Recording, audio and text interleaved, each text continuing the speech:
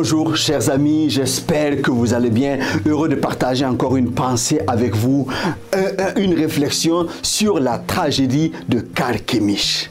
C'est vraiment quelque chose qui est intriguant, mais on voit cela en lisant la Bible dans 2 rois. C'est l'histoire de Josias. C'était le plus jeune roi. À 8 ans, il a été choisi un roi.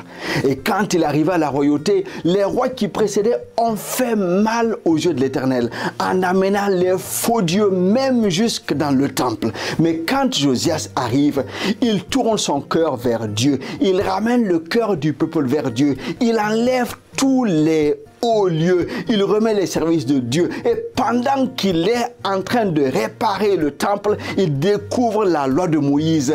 Alors il déchire ses vêtements, il crie devant Dieu, il amène le peuple vers une nouvelle alliance, une nouvelle repentance. Alors le peuple s'est tourné vers l'Éternel. Il a même fait une fête de Pâques qu'aucun roi avant lui n'avait fait. Il a réjoui le cœur de Dieu.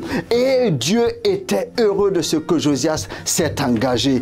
Malheureusement, à la fin de sa vie, alors que Dieu lui promet que durant toute sa vie, il allait avoir la paix jusqu'à ce qu'il se couche avec ses pères, Josias, à la fin de sa vie, il engage un combat que Dieu ne lui a pas demandé. Nécho, c'est le roi d'Égypte qui va pour combattre un autre roi dans la vallée de Carchemish.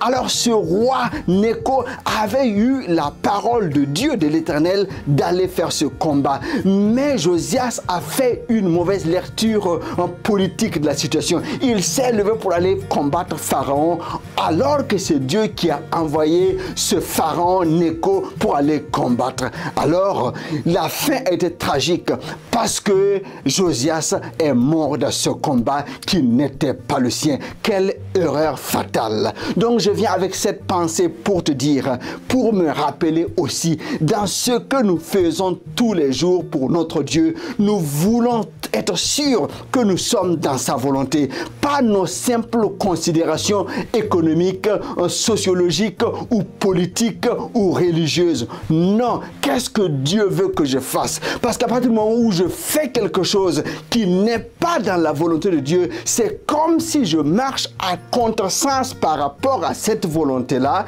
et cela peut être tragique pour moi, cela peut être tragique pour ma famille ou pour d'autres personnes. Il est essentiel de s'assurer que ce que nous faisons comme action ou activité entre dans la volonté de Dieu. C'est ce à quoi Dieu nous appelle, parce qu'il veut que son règne vienne, que sa volonté soit faite sur la terre comme au ciel, et nous sommes ses fidèles instruments pour que cela s'accomplisse. Ne nous détournons pas de sa volonté, marchons avec fidélité dans cette volonté-là, et Dieu nous soutiendra, il assure la sécurité, il nous bénira afin que nous puissions aller jusqu'au but sans manquer la cible.